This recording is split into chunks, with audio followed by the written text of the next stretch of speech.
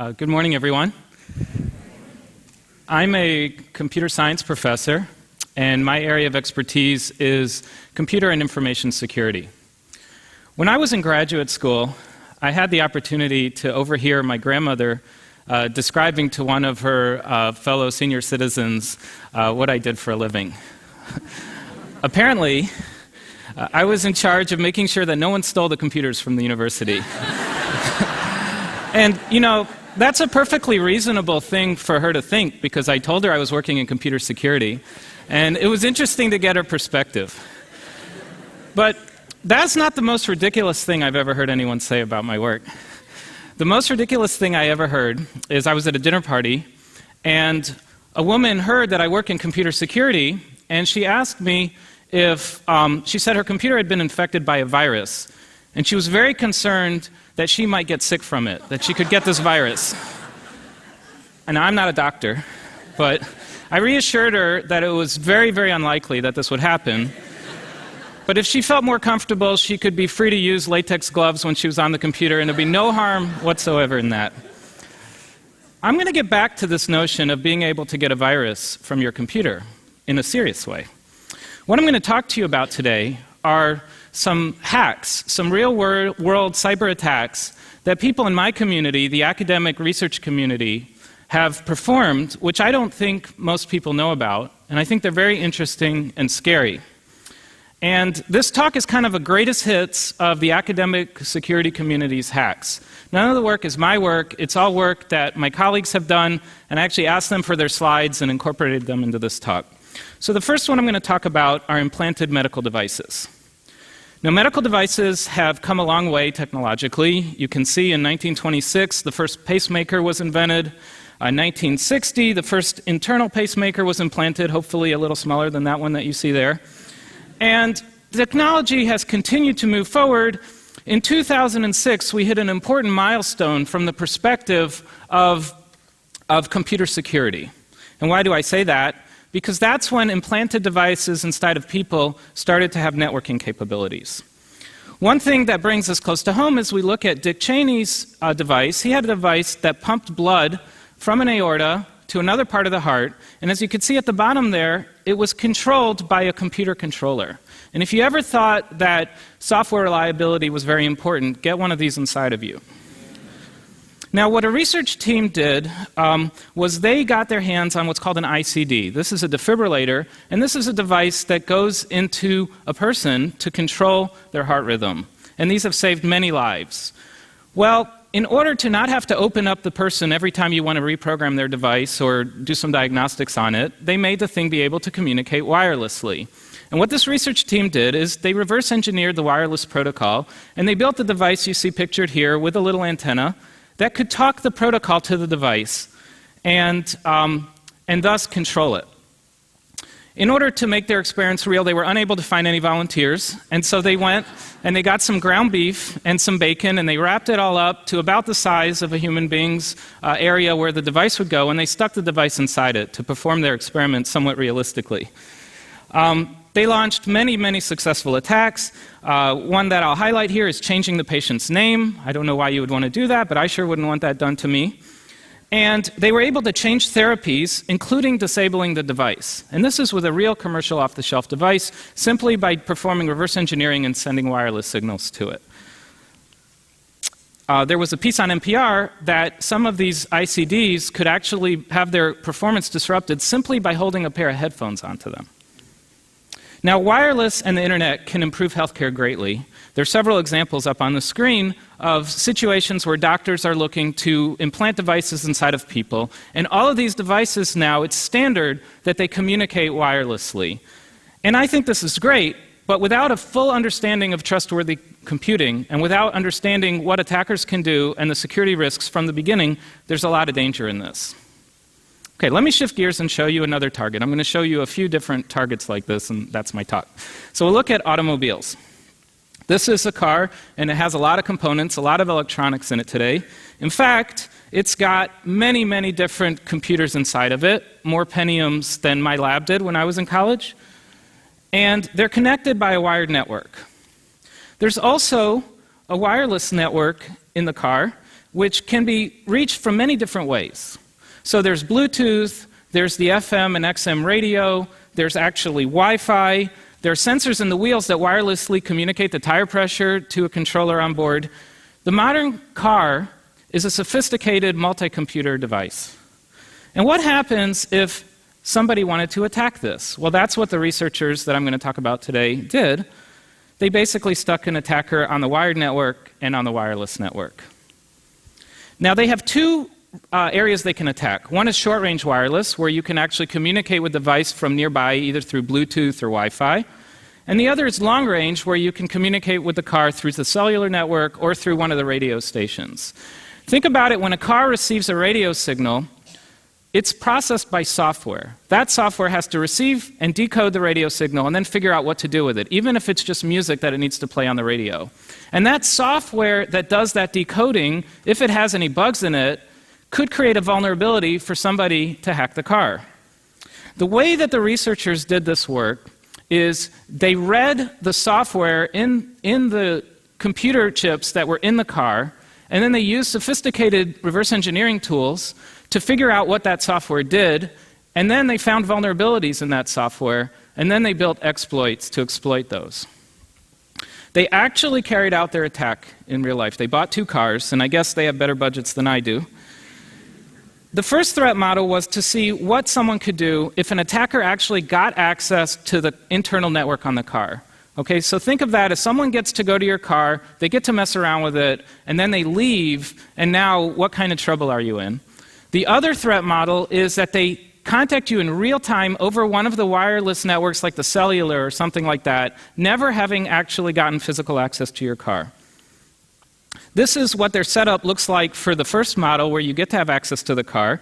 They put a laptop and they connect it to the diagnostic unit on the in-car network, and they did all kinds of silly things, like here's a picture of the speedometer showing 140 miles an hour when the car's in park. Once you have control of the car's computers, you can do anything. Now you might say, okay, that's silly. Well, what if you make the car always say it's going 20 miles an hour slower than it's actually going? You might produce a lot of speeding tickets. Then they went out to an abandoned airstrip with 2 cars, the target victim car and the chase car, and they launched a bunch of other attacks. One of the things they were able to do from the chase car is apply the brakes on the other car, simply by hacking the computer. They were able to disable the brakes. They also were able to install malware that wouldn't kick in and wouldn't trigger until the car was doing something like going over 20 miles an hour or something like that. The results are astonishing, and when they gave this talk, even though they gave this talk at a conference to a bunch of computer security researchers, everybody was gasping. They were able to take over a bunch of critical computers inside the car: the brakes computer, the lighting computer, the engine, the dash, the radio, etc. And they were able to perform these on real commercial cars that they purchased using the radio network. They were able to compromise every single one of the pieces of software that controlled every single one of the wireless capabilities of the car. All of these were implemented successfully. How would you steal a car in this model? Well, you compromise the car by a buffer overflow vulnerability in the software, something like that. You use the GPS in the car to locate it. You remotely unlock the doors through the computer that controls that, start the engine, bypass anti-theft, and you've got yourself a car. Surveillance was really interesting. The authors of the study have a video where they show themselves taking over a car and then turning on the microphone in the car and listening in on the car while tracking it via GPS on a map. And so that's something that the drivers of the car would never know was happening. Am I scaring you yet? Got a few more of these interesting ones. These are ones where I went to a conference and my mind was just blown, and I said, I have to share this with other people. This was Fabian Monrose's lab at the University of North Carolina, and what they did was something intuitive once you see it, but kind of surprising. They videotaped people on a bus, and then they post-processes the video. And what you see here in number one, what you see here in number one is a reflection in somebody's glasses of the smartphone that they're typing in. They wrote software to stabilize, even though they were on a bus and maybe someone's holding their phone at an angle, to stabilize the phone, process it, and you may know on your smartphone when you type a password, the keys pop out a little bit, and they were able to use that to reconstruct what the person was typing, and had a language model for detecting typing. What was interesting is, by videotaping on a bus, they were able to produce exactly what people on their smartphones were typing. And then they had a surprising result, which is that their software had not only done it for their target, but other people who accidentally happened to be in the picture, they were able to produce what those people had been typing. And that was kind of an accidental artifact of what their software was doing. I'll show you two more. One is P25 radios. P25 radios are used by law enforcement and all kinds of government agencies and people in combat to communicate, and there's an encryption option on these phones. This is what the phone looks like. It's not really a phone, it's more of a two-way radio. Motorola makes the most widely used one, and you can see that they're used by Secret Service, they're used in combat. It's a very, very common standard in the US and elsewhere. So one question the researchers asked themselves is, could you block this thing, right? Could you run a denial of service? Because these are first responders. So would a terrorist organization want to black out the ability of police and fire to communicate at an emergency? They found that there's this GirlTech device used for texting that happens to operate at the same exact frequency as the P25, and they built what they called My First Jammer. If you look closely at this device, it's got a switch for encryption or clear text. Let me advance the slide. And now I'll go back. You see the difference? This is plain text. This is encrypted. There's one little dot that shows up on the screen and one little tiny turn of the switch. And so the researchers asked themselves, I wonder how many times very secure, important, sensitive conversations are happening on these two-way radios where they forget to encrypt and they don't notice that they didn't encrypt. So they bought a scanner. These are perfectly legal, and they run at the frequency of the P25. And what they did is they hopped around frequencies, and they wrote software to listen in. If they found encrypted communication, they stayed on that channel, and they wrote down that's a channel that these people communicate in, these law enforcement agencies. And they went to 20 metropolitan areas and listened in on conversations that were happening at those frequencies. They found that in every metropolitan area, they would capture over 20 minutes a day of clear text communication. And what kind of things were people talking about? Well, they found the names and information about confidential informants. They found information that was being recorded in wiretaps, a bunch of crimes that were being discussed, sensitive information. It was mostly law enforcement and criminal. They went and reported this to the law enforcement agencies after anonymizing it, and the vulnerability here is simply the user interface wasn't good enough. If you're talking about something really secure and sensitive, it should be really clear to you that this conversation is encrypted. That one's pretty easy to fix. The last one I thought was really, really cool, and I just had to show it to you. It's probably not something that you're going to lose sleep over, like the cars or the defibrillators, but it's stealing keystrokes. Now, we've all looked at smartphones upside down. Every security expert wants to hack a smartphone. And we tend to look at the USB port, the GPS for tracking, the camera, the microphone. But no one up till this point had looked at the accelerometer. The accelerometer is the thing that determines the vertical orientation of the smartphone. And so they had a simple setup. They put a smartphone next to a keyboard, and they had people type. And then their goal was to use the vibrations that were created by typing to measure the change in the accelerometer reading to determine what the person had been typing. Now, when they tried this on an iPhone 3GS, this is a graph of the perturbations that were created by the typing. And you can see that it's very difficult to tell when somebody was typing or what they were typing. But the iPhone 4 greatly improved the accelerometer, and so the same measurement produced this graph. Now, that gave you a lot of information while someone was typing, and what they did then is used advanced artificial intelligence techniques called machine learning to have a training phase. And so they got, most likely, grad students to type in a whole lot of things and to learn, to have the system use the machine learning tools that were available to learn what it is that the people were typing and to match that up with the measurements in the accelerometer. And then there's the attack phase where you get somebody to type something in, you don't know what it was, but you use your model that you created in the training phase to figure out what they were typing.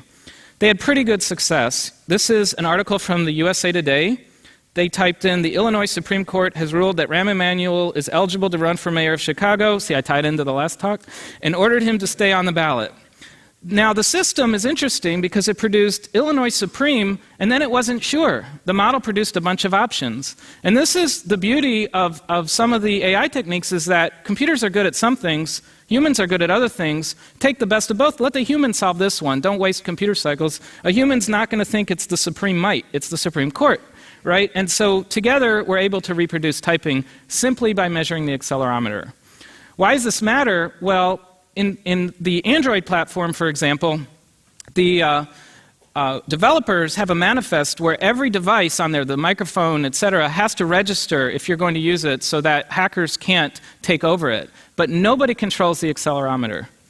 So what's the point? You can leave your iPhone next to someone's keyboard and just leave the room and then later recover what they did even without using the microphone. If someone is able to put malware on your iPhone, they could then maybe get the typing that you do whenever you put your iPhone next to your keyboard.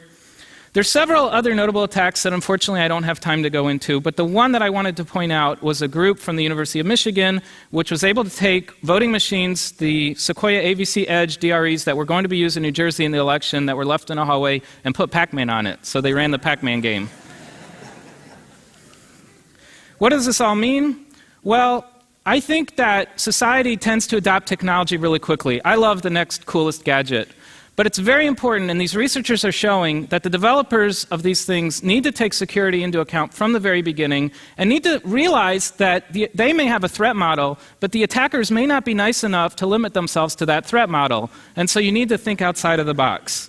What we can do is be aware that devices can be compromised, and anything that has software in it is going to be vulnerable. It's going to have bugs. Thank you very much.